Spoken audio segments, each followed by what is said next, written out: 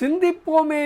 1754 பஞ்சாக்கரவனை காணும் கடனால் வருவினை மாய்க்கும்.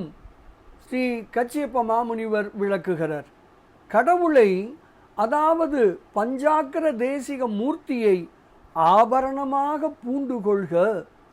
அவனை தரிசித்து வினையை மாய்க்கும் கடமையையே கடனாக கொள்க. அது அல்லாமல் துன்பத்திற்கே துணையான இந்த உடலுக்கு உவந்த செயல்களையே செய்து பெறுதற்குரிய சிறப்புகளை பெறாது உழல வேண்டாம். அவனை குறுகாது விலகி இருத்தலை செய்யாத வலிமையை பெறுவீர்களாக.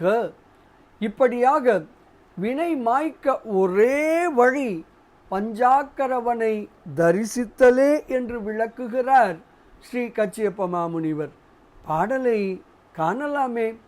பூணும் கடவுளை பஞ்சாக்கரவனை பூண்டு கொண்டு காணும் கடனால் வரு வினை மாய்க்கும் கடன் அது அன்றி, மானும் கரி சுடர்க்கு ஏன்ற வினையை மறுப்ப உழந்து ஏனும் கெடேன்மின், உருகாது ஒழியா எருள் உடைத்தே என்று ஸ்ரீ கச்சியப்ப மாமுனிவர் தனது பஞ்சாக்கர தேசிகர் அந்தாதி எனும் நூலின் 67வது திருப்பாடலில் தெளிவாக விளக்குகிறார்.